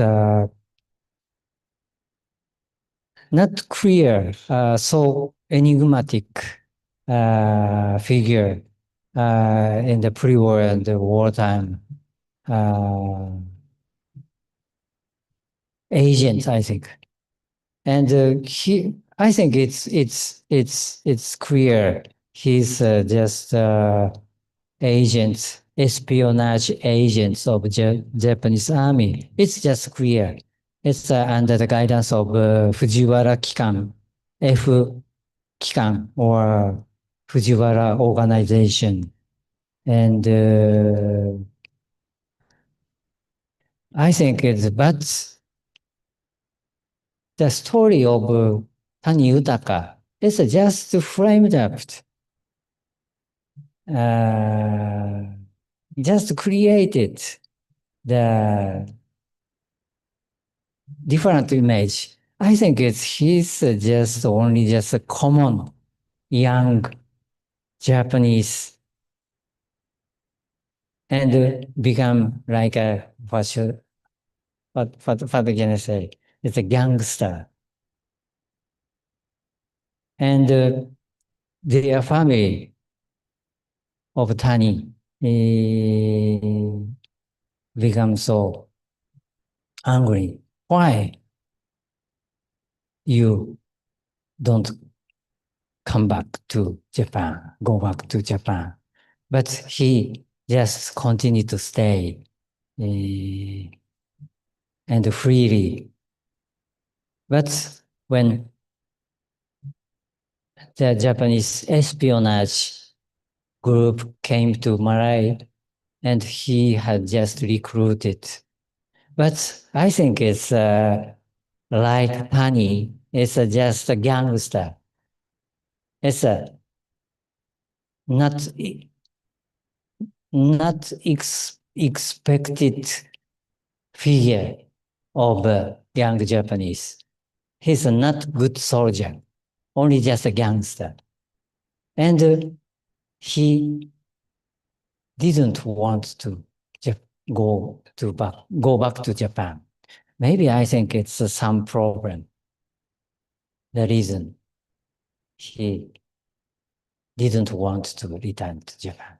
And maybe I think it's, 先生、I think it's, you know, it's Nishijima Shigetada. He's just so famous figure to support Indonesian independence declaration in Jakarta. And he also just an agent under the guidance of the naval attaché of Jakarta, Maeda Tadashi. He's just an agent of Maeda. but he also just the ex-communist activist. And he also couldn't return to Japan. But sorry, this is not good. But already Bruce Jara, yeah. Okay, it's okay, yeah. Yeah. いや、進むには西島、then Tani, and such kind of the gangsters or ex-communists who couldn't stay in Japan, just escaped to Southeast Asia, or also in Manchuria. Many ex-communists escaped and worked as a specialist or agents, like in the Manchurian railway companies, or also under the Japanese occupation in the naval attaché's office, under the guidance of Maeda Tadashi, and so. But other so famous figure who helped Indonesian nationalist movement, in my opinion, many of them are outsider of official Japanese hierarchy of administration. I think it's such kind of outsider would be become the key person to promote the real cooperation between Japan and Indonesia. And I said, sorry, this is not correct answer to Sensei's questions. But I think such kind of the outsiders role, I think so. Important point, I think. And in the prior period, such kind of the outsiders and the gangsters, I think so important role who played in colonial period in Indonesia, I think. Terima kasih Sensei. Pengetahuan baru ya teman-teman mengenai salah satu tokoh yang kita anggap sebagai penolong Indonesia ternyata belakangnya komunis juga. Bisa nih. Kalau ada yang mau meneliti bisa didalami. Oh, ada yang boleh sebutkan nama dan asalnya. Terima kasih. Thank you, Yamazaki Sensei. I'm Sigit, PhD researchers. I'm I'm on international relations and learns much more about international history as well. You mentioned several times about post-war Japan relationship with the neighbors, and then the image of perception from Southeast Asia, and especially from your neighbor close is China and South Korea as well.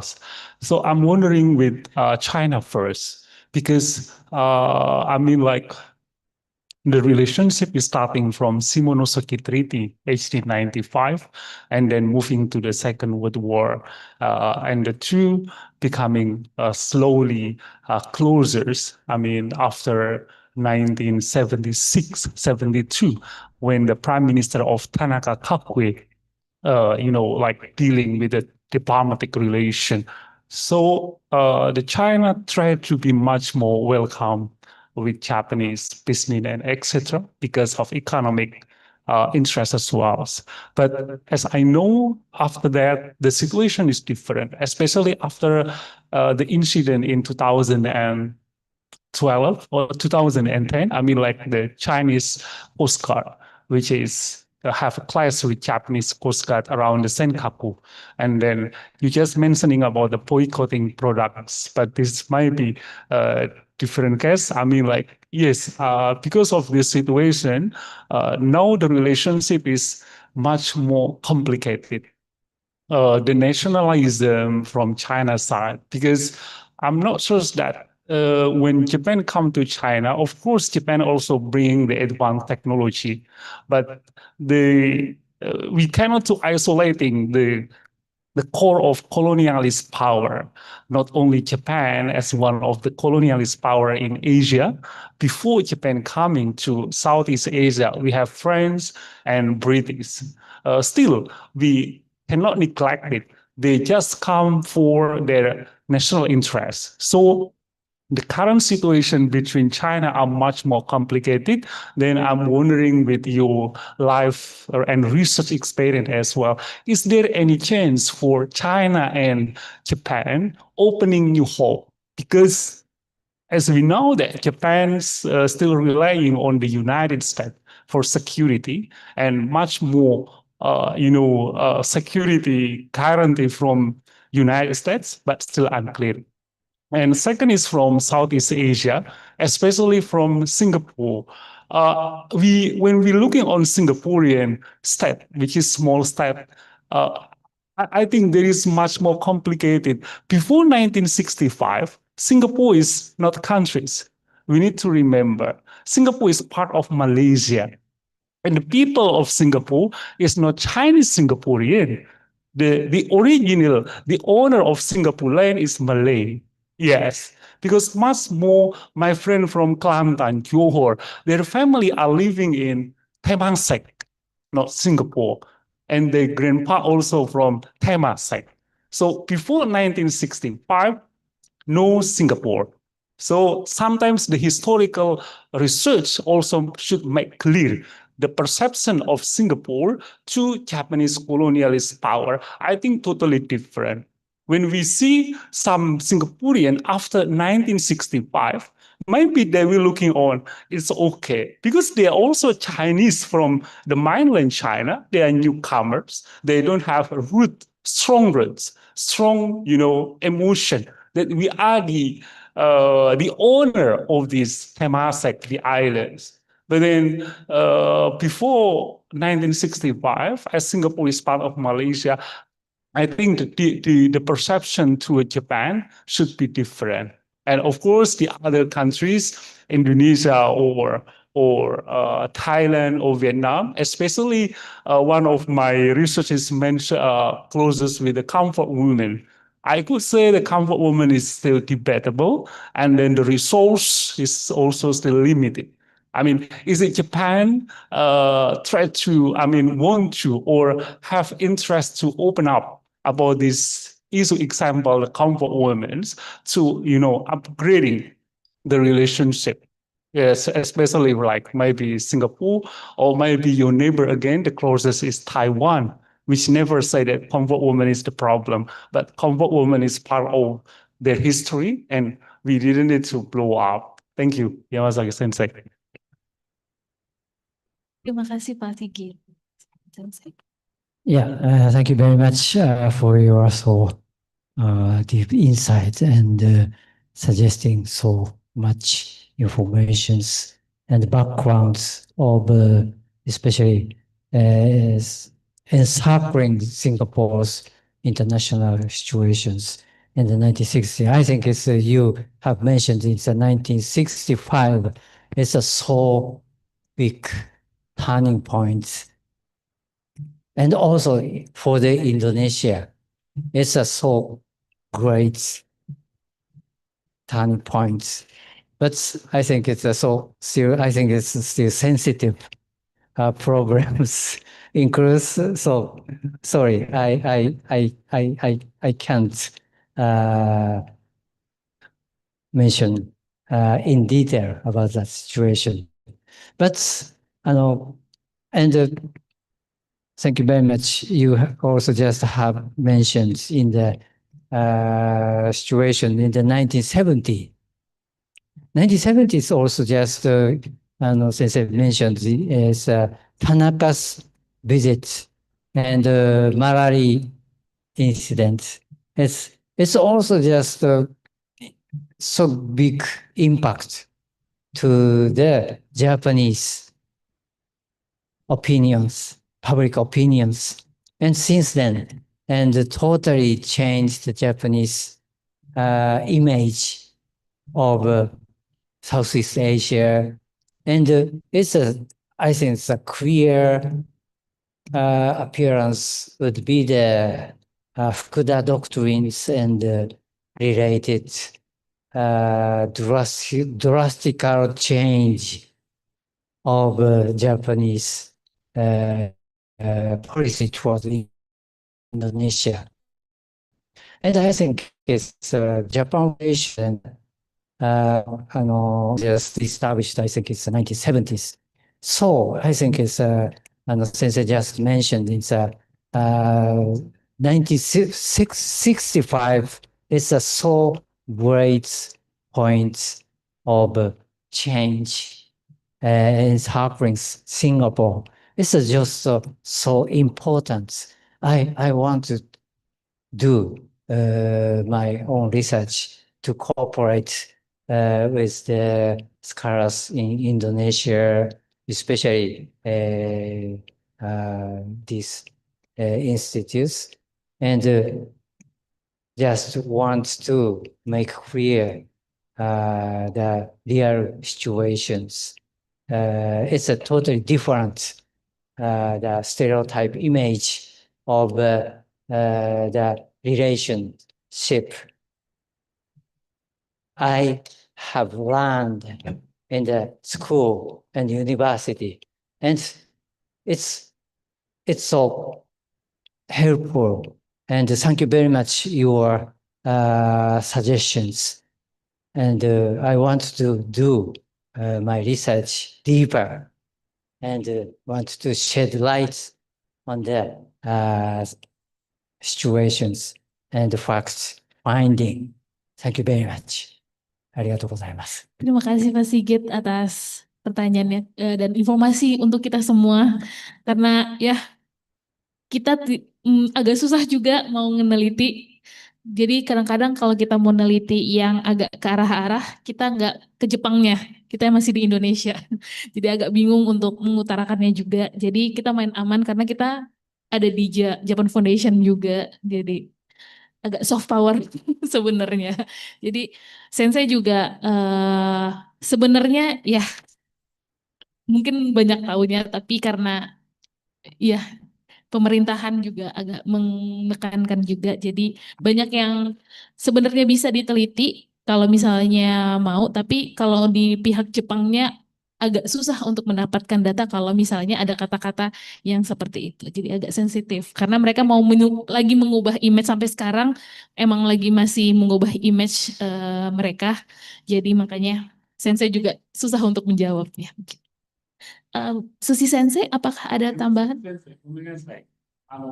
First question of China and Japan relationship. So, how is your response? I mean, this is maybe not really sensitive because I just want to listen your opinion from the host perspective, which is these two countries are closest, but the relationship are different. Just good for economy, but hard for politics. So, your opinion, how is the future? Any hope or still struggle to just make a friend? Thank you. Yes, thank you very much. Actually, it's also just still sensitive, especially now with the Japan-China relations. It's a so sensitive problem. But since I just mentioned or said yesterday, it's a so most important, especially in the East Asia international situations in the present moment. The Japan and Indonesia, Japan and China is already established and complicated issues as we want or not. But I think it's now present Japan it's not so easy to discuss about that role because I think it's like after the elections, so right party was their heads and common Japanese young people feel anti neighbor countries. So and now today it's that also some Japanese have complex feeling and sentiments toward the United States. But as you know, it's a prime minister. It's a yes, apparently succeeded establish good relationship with President Trump. But I think for the Japanese economy, it's emerging, but that's difficult answer about that. It's a more important relation would be the relation with China. It's a long history that Japan and China have. And I did I would like to that it's exactly critical important points. But sorry, it's difficult to reply directly. It's a China with a most difficult program. Maybe I think it's a more difficult program. Makeup. That's my opinion. If the plan to develop in this area, I think it's the most important to and also I think it's a Southeast Asia. And as I mentioned, when Japan faced the problem in China, Japan forward to develop. I think it's a problem for wouldn't sustain the and finally, I think it's accepted mission. After that, school Japanese school in four, and it's a rapid change in China, Japan. It's not so fast, or it's possible. That Japan while people not their cooperation even after the sea. And especially in the world, that I know that severe bills involving China. But Japanese citizens are trying to keep the nation of Chinese capital in South. And maybe I think now today we can find some diplomatic Japan also want to be new in public place that relation still with China. But it's unsuccessful.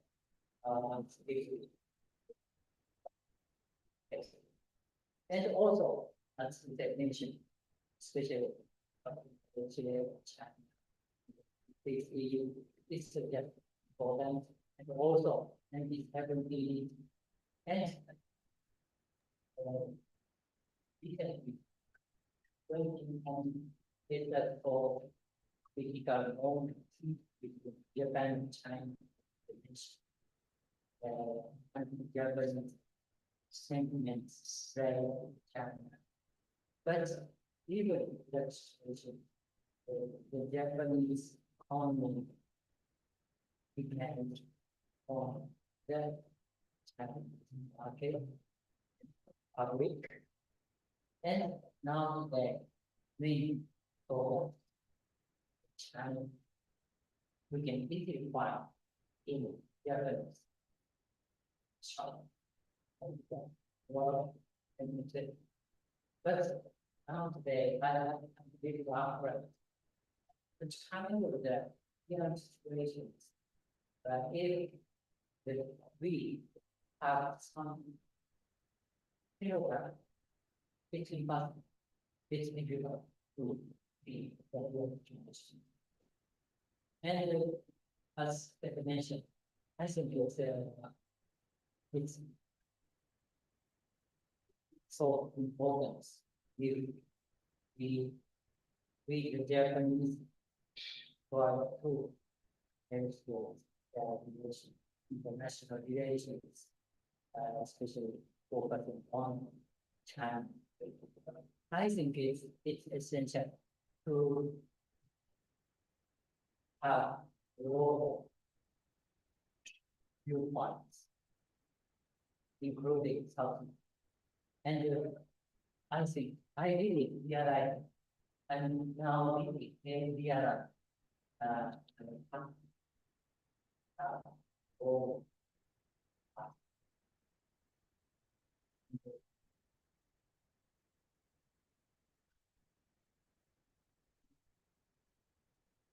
and especially Indonesia to Japanese to remember and the fine leadership. And implementing. Gimana Pak Sigit, ada tambahannya? No. Sensei ada tambahan? Baik. Apa masih ada pertanyaan teman-teman? Yang di online masih ada yang mau bertanya? Oke. Akhir kata, terima kasih Sensei. Hari ini banyak sekali pengetahuan yang baru kita dapati.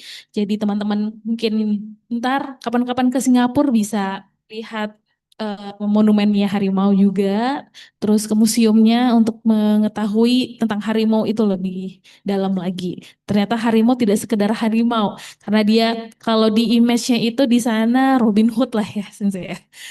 Mungkin kalau di Jepang agak kurang, mungkin di Singapurnya lebih disayang atau mungkin ambiguitis ya. Mau disayang tapi orang luar jadi pada bingung semua. Maaf, bukan Singapura, Malaysia ya, Malaya. Waktu saat Malaya.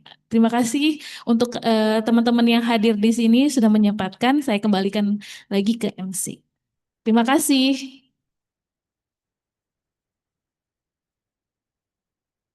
Terima kasih buat Kak Amira.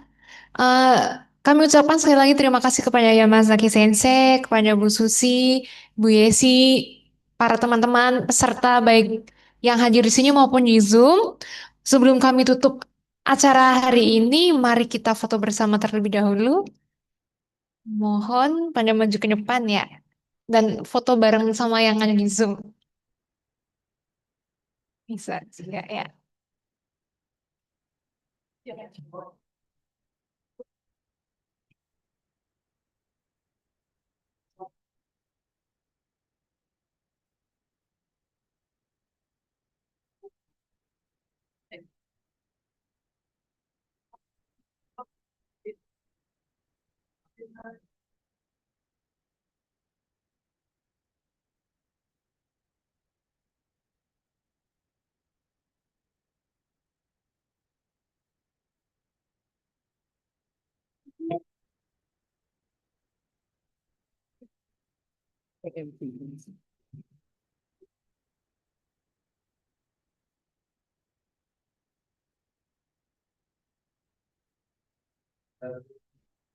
Buat sekali lagi, satu, dua,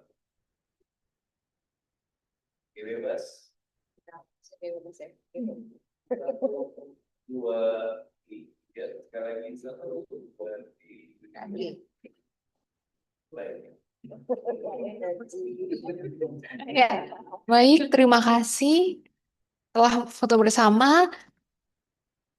Maka hari ini kami tutup acara hari ini dan akan lanjut lagi public lecture hari besok ya. Teman-teman silahkan datang kembali dan kami tunggu kedatangannya. Sekian dan terima kasih. Wassalamualaikum warahmatullahi wabarakatuh.